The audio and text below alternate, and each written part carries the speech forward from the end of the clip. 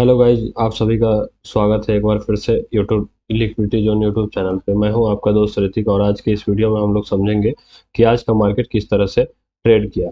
तो आज है 9 फरवरी और हम लोग समझते हैं पहले कि सेंसेक्स का ओपनिंग कहाँ हुआ और किस तरह से आज इसमें ट्रेड बना और क्या लेवल्स आज काम हुए। जैसे जब पोस्ट मार्केट एनालिसिस वीडियो जिसमें हम लोग इंडेक्स और जो कुछ स्टॉक्स हैं दो तीन चुनिंदे उनके बारे में हम लोग बात करेंगे और ये आपके लिए इस तरह से हेल्पफुल हो सकता है कि आज हमने जिस तरीके से मार्केट को देखा, जिस तरीके से मार्केट को समझा, आप उस तरह से अगले मार्केट को समझ सकते हैं।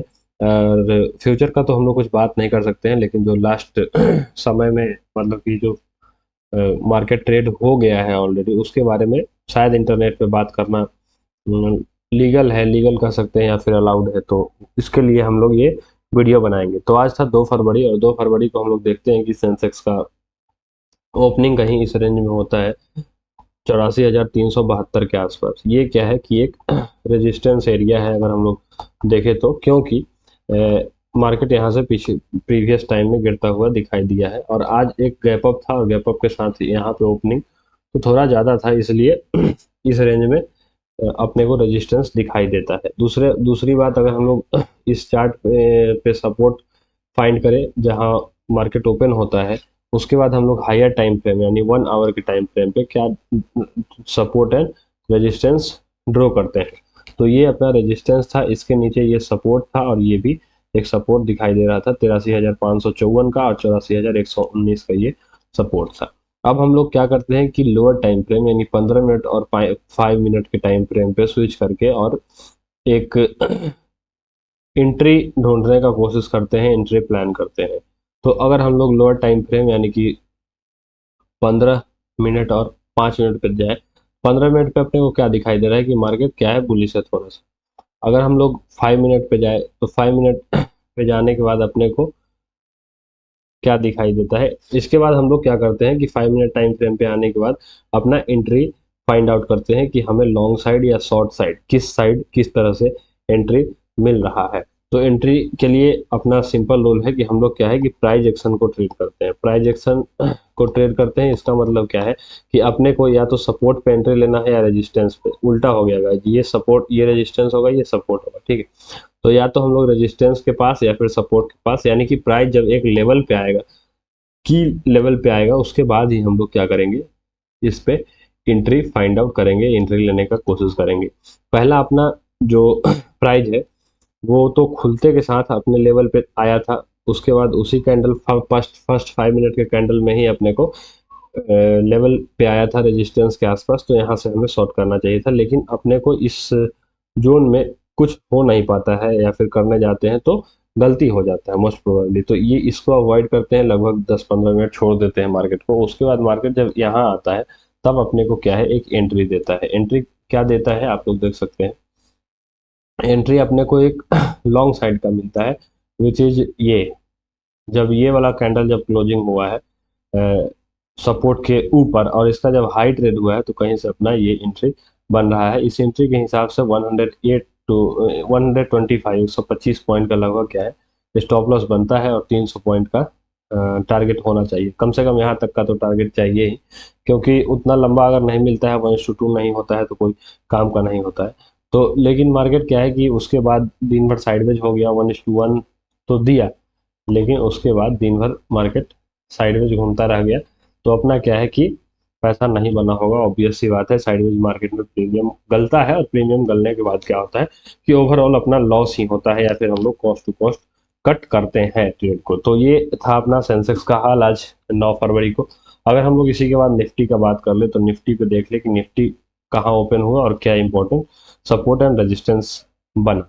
तो निफ्टी का चार्ट लगाने के बाद सबसे पहला काम हम लोग करते हैं कि 1 आवर टाइम फ्रेम पे स्विच करते हैं। 1 आवर टाइम फ्रेम पे स्विच करने के बाद हम लोग फाइंड करते हैं कि रेजिस्टेंस एंड सपोर्ट क्या है।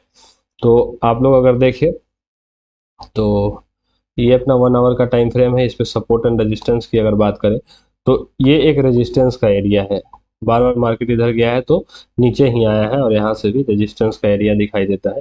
तो 25,900 को हम लोग एक रेजिस्टेंस कंसीडर करते हैं और उसके बाद ये नीचे अगर सपोर्ट की बात करें तो ये वाला जो जोन है आप लोग देख सकते हैं, तो इसको हम एक सपोर्ट कंसीडर कर रहे थे, और उसके बाद इसके नीचे अपने को ये वाला जो जोन है इसको हम ये अपने को सपोर्ट बनता हुआ दिखाई दिया।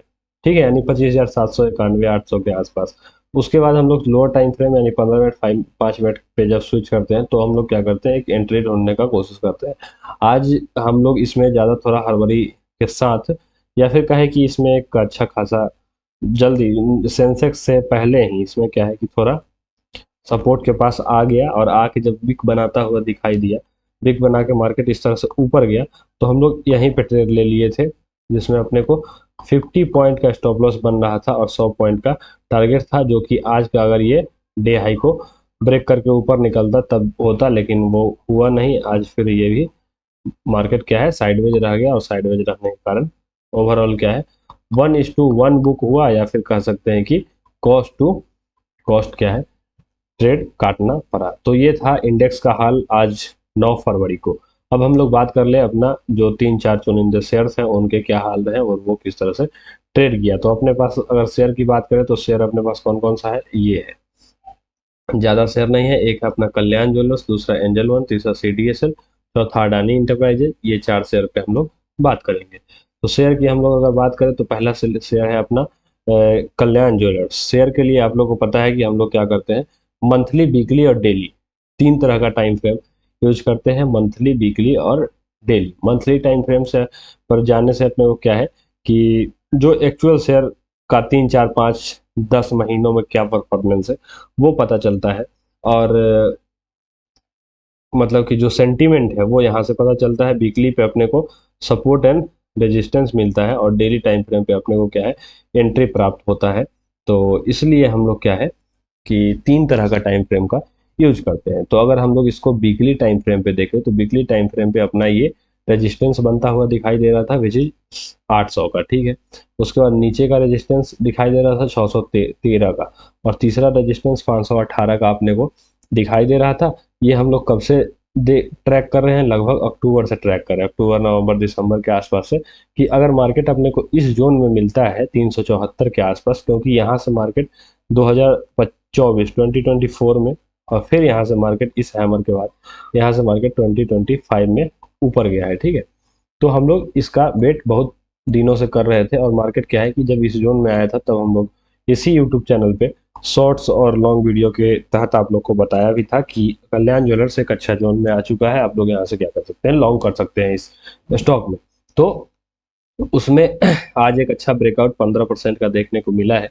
तो डेली टाइम फ्रेम पे 2-3 दिन पहले अपने को इसमें एंट्री मिला था, हम अपडेट भी दिए थे चैनल पे, और उसका लॉजिक भी हमने आपको बताया था। लॉजिक क्या था कि मार्केट अपना जो सप्लाई जोन है वहाँ तो आ ही गया था, पहला लॉजिक, और सप्लाई जोन में आने के बाद ये जो है एक अच्छा सा कैंडल का फॉर्मेशन किया। उसके बाद ये इस जोन को अगर हम लोग एक डिमांड जोन कंसीडर करें, तो जब इसका ब्रेकआउट हुआ है तब हम लोग यहाँ पे 2-3 दिन पहले एंट्री का प्लान किए थे, जिसमें अपना स्टॉप लॉस छोटा सा बन रहा था। उसके अगेंस्ट अपने को आज ही मार्केट क्या है अच्छा रिवॉर्ड दे दिया है। लगभग अपना इसमें देखे तो क्या था अपना इसमें, एक सेकेंड गाइज, तू अगर मेरी ये हवाएं 8% का लगभग इसमें क्या है कि अपने को स्टॉप लॉस बन रहा था, और उसी के अगेंस्ट अपना ये पहला जो उसी के अगेंस्ट ये पहला टारगेट था, दूसरा टारगेट, तीसरा, जिसमें 15% तो आज ही दे दिया, मतलब 1:1 तो आज ही आ गया है। बाकी आप ये अच्छा एक बुलिश कैंडल का फॉर्मेशन हुआ है, मार्केट का सेंटीमेंट बहुत अच्छा है। ट्रेड डील होने के बाद सारे शेयर्स जो निगेटिव ट्रेड होने चाहिए थे या फिर डाउन जाने चाहिए थे, जो इम्पोर्टेंट सपोर्ट को ब्रेक किया था, वो भी अब अच्छा खासा रिकवर होता हुआ दिखाई दे रहा है। तो आपको इसमें अभी लंबा लॉन्ग रहना चाहिए, मेरा विचार यही है। एंजल वन की बात करें तो एंजल वन को हम लोग कुछ दिन पहले शॉर्ट किए थे, शॉर्ट होने के बाद अपना जो है टारगेट दे दिया था, और टारगेट शॉर्ट साइड का जब आ गया था उसके बाद हमने इसको लॉन्ग नहीं किया था। लॉन्ग नहीं करने का रीजन क्या है कि जब इस स्ट्रक्चर का ब्रेकआउट होगा, एक बुलिश सेंटीमेंट इसके बाद ऊपर दिखाई देगा, तब हम लोग क्या करेंगे, इसमें लॉन्ग करेंगे। अभी हम लोग इसमें लॉन्ग नहीं कर रहे हैं। ये एक रेजिस्टेंस है, ये एक रेजिस्टेंस है, यहाँ से पहले भी गिरा है, 10 दिन 20 दिन पहले भी गिरा है, 2-3 महीना पहले भी गिरा है। तो इस लेवल को एक बार निकाल दे, इस जोन को, और ये जो स्ट्रक्चर है वो मार्केट फाइनली स्ट्रक्चर शिफ्ट कर दे, मतलब 2900 के बाद, अभी 27-2800 पे चल रहा है, 2900 3000 के बाद अगर एक यहाँ पे बुलिश सिग्नल मिलता है, बुलिश सिग्नल का मतलब है कि अपने को बुलिश कंफर्मेशन मिलता है विथ ग्रीन कैंडल, मतलब जो भी अपना बेसिक है वो तो आप लोग को पता ही होगा। तो उसके बाद हम लोग क्या करेंगे कि इसमें एक लॉन्ग का ट्रेड लेंगे। CDSL पे हम लोग शॉर्ट थे, लेकिन ट्रेड अपने अगेंस्ट जा रहा है लगातार। ट्रेड अपने फेवर में आया था उस टाइम, ये क्या कहते हैं, क्या फेब यानी कि बजट के टाइम। इसमें शॉर्ट होने का रीजन क्या था कि अगर हम लोग वीकली टाइम फ्रेम पे देखें तो ये एक इम्पोर्टेंट सपोर्ट लेवल है। अगर हम लोग वीकली टाइम फ्रेम पे इसको देखें तो आप देख सकते हैं कि जो 1350 है वो CDSL में एक अच्छा सपोर्ट दिखाई दे रहा है, ठीक है। तो इस सपोर्ट का जब ब्रेकडाउन हुआ था उसके बाद हम लोग इसमें शॉर्ट हुए थे। ये यहाँ से मार्केट ऊपर गया था, यहाँ से मार्केट ऊपर गया था, और इस जो ये जो सपोर्ट है इसका ब्रेकडाउन हुआ था तब हम लोग इसमें शॉर्ट हुए थे। और जो बजट आया था, बजट में जब बोला गया कि ये बढ़ाएंगे, क्या कहते हैं, टैक्स बढ़ाएंगे, तो उसके बाद क्या है कि अच्छा खासा इसमें फॉल देखने को मिला था। टारगेट था कि 1077 तक ये आ जाए, लेकिन उसके ऊपर से ही फिर से वापस रिकवरी दिखा दिया है। कुछ लोग कहेंगे ये देखो ये ट्रेंड लाइन बन रहा था, इस तरह से कुछ। लेकिन भाई अगर सपोर्ट ट्रेंड लाइन तो ठीक है, लेकिन जब ये सपोर्ट का ब्रेकडाउन हुआ था तो आना चाहिए था। लेकिन ठीक है, मार्केट है, सेंटीमेंट पे काम होता है। तो ये रिकवर होता हुआ दिखाई दे रहा है, हालांकि इसमें अभी स्टॉप लॉस नहीं गया है। So still we are in this trade, okay, and now we will discuss about Adani Enterprises. So this is the chart of Adani Enterprises, and on Adani Enterprises if you look at the weekly time frame, तो weekly time frame पे अपने को ये एक resistance दिखाई दे रहा है, ये एक रेजिस्टेंस है, ये एक रेजिस्टेंस है, ठीक है, ये एक रेजिस्टेंस है। मार्केट बार बार इधर से गिरता है, इधर से गिरता है, ये भी रेजिस्टेंस है, देख सकते हैं, ये इधर से गिरता है, इधर से गिरता है, ठीक है। तो हम लोग इस पे एक शॉर्ट ट्रेड लिए थे जो कि खत्म हो गया है, एक लॉन्ग ट्रेड लिए थे जो कि वाइंड अप हो गया है। यहाँ पे एक अपने को लॉन्ग ट्रेड लेना था। यहाँ पे ये जो आप देख सकते हैं 2020 का जो इम्पोर्टेंट सपोर्ट है, उसके टूटने के बाद हम लोग क्या है कि एक डाउन साइड का फिर से शॉर्ट साइड का ट्रेड लिए थे। लेकिन बात क्या नहीं बना, बात इसलिए नहीं बना, बात बनता हुआ तो दिखाई दिया था बजट के दिन, लेकिन उसके बाद नहीं दिखाई दिया बनता हुआ, और ये स्टॉप लॉस कर गया। और यहाँ पे लॉन्ग हमें करना था, ये लॉन्ग हम किए नहीं है, बस ऐसे ही लगाए हुए हैं। लॉन्ग इसलिए नहीं कर पाए कि मार्केट अचानक से गैप अप होके यहाँ तक आ गया था। तो हम लोग अभी इसमें लॉन्ग नहीं करेंगे। अगर मौका मिला कहीं यहाँ से अपने इम्पोर्टेंट लेवल पे जब आता है, यानी 2500 के आसपास, 2200 पे है, कुछ लोग को लगेगा कि अभी तो 300 का गैप है, अभी ले लेते हैं, तो वो लेने से कोई फायदा नहीं है। मेरा मानना है कि अगर यहाँ पे आता है इम्पोर्टेंट लेवल पे, यहाँ से इसका ब्रेकआउट देता है तो हम लोग लॉन्ग कर देंगे। अगर इसका फिर से वही स्ट्रक्चर बनाता है, नीचे आता है, तो हम लोग फिर से क्या करेंगे, इसमें शॉर्ट करने का सोचेंगे। तो this is the update about Adani enterprises. तो ना हम इसमें लॉन्ग है ना भी शॉर्ट है।